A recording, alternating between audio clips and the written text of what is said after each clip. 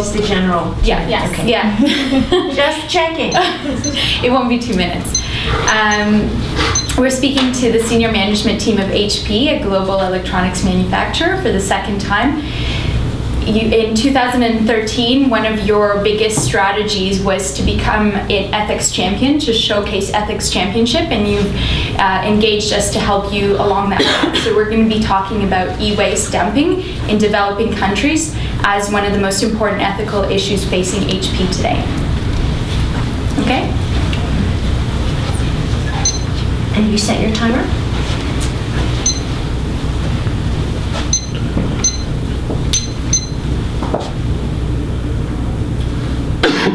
I think so. Okay. I'm now a pro at this. It's a very marketable skill.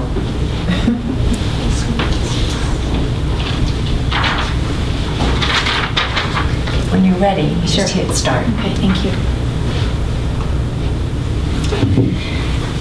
14 hours a day spent burning and picking apart electronic pieces with their bare hands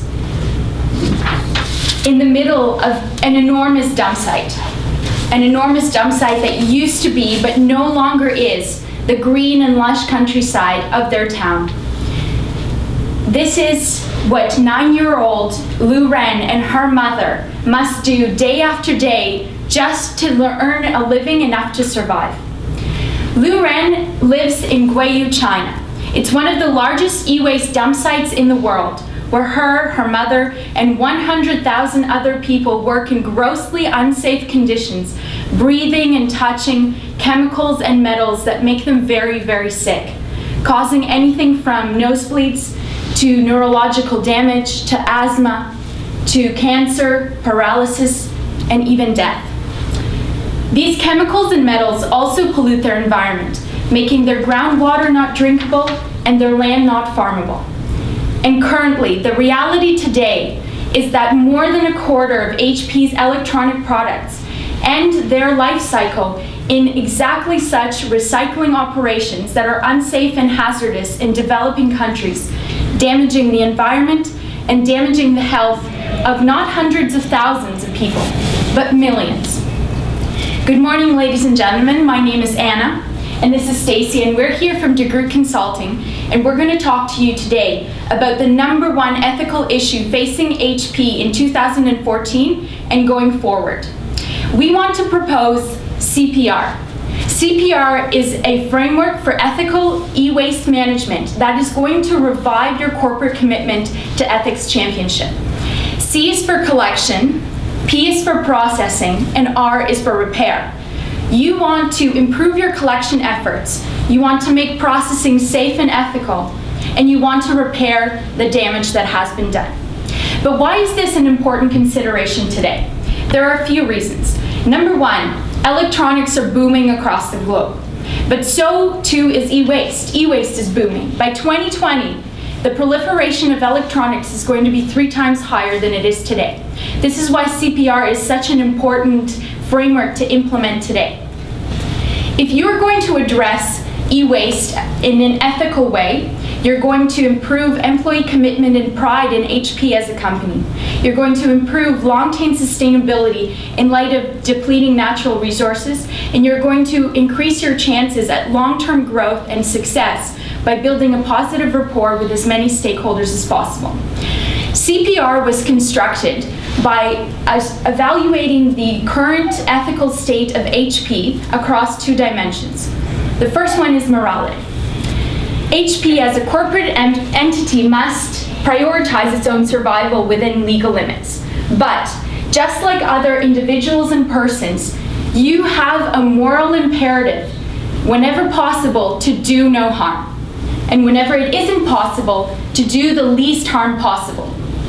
And this isn't just a passive process.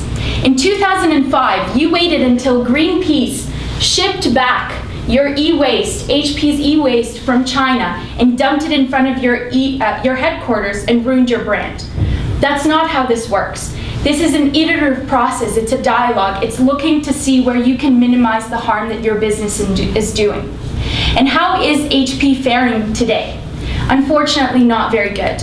25 to 30% of your electronics are directly damaging human health, animal health, and plant health because they're carcinogenic, they're toxic, and they're poisonous. And this problem is not going to go away. It's going to get worse because the volume of hazardous waste that you're producing is increasing at a rate of 10% a year.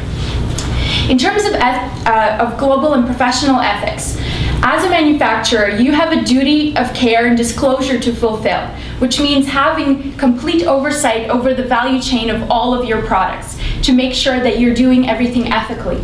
And currently, you've only managed to have 90% oversight for only one type of product, which is not enough. There's a lot more groundwork to be done.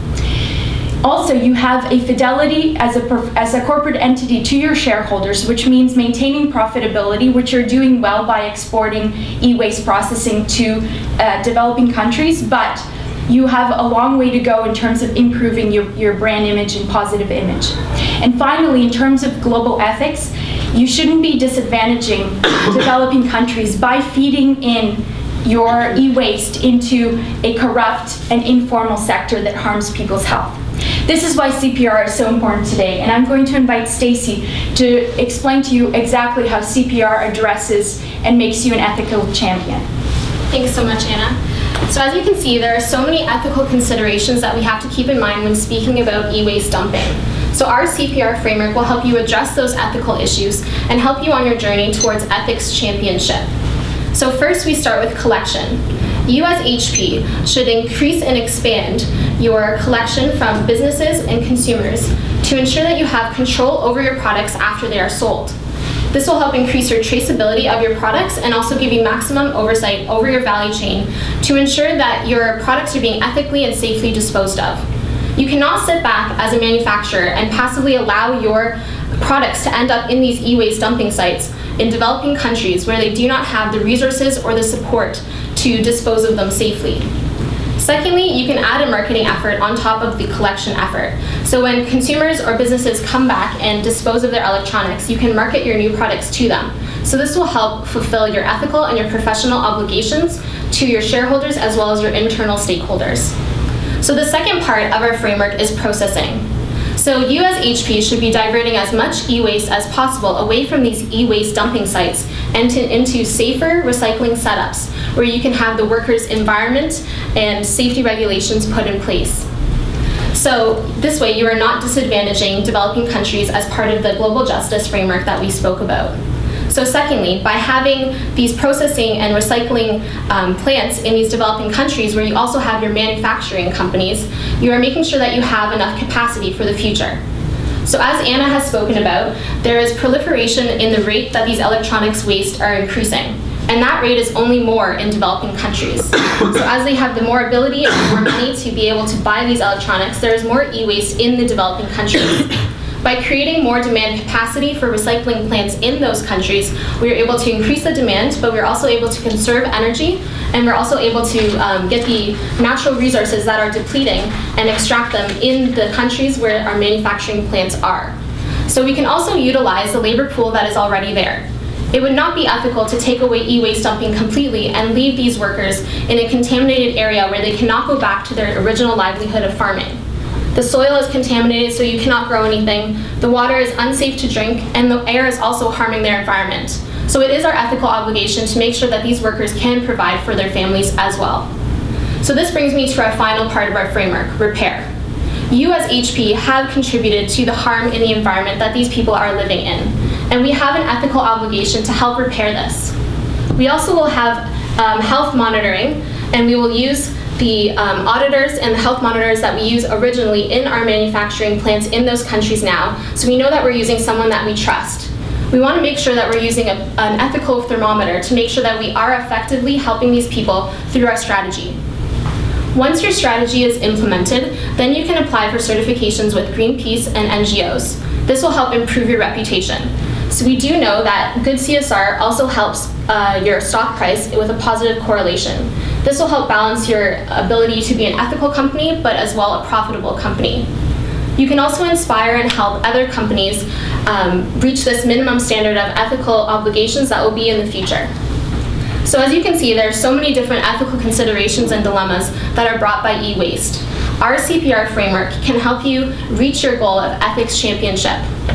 Does an ethics champion allow 25 to 30% of their products end up in an environment where it is harming the people that live there, the environment, the plants, the animals?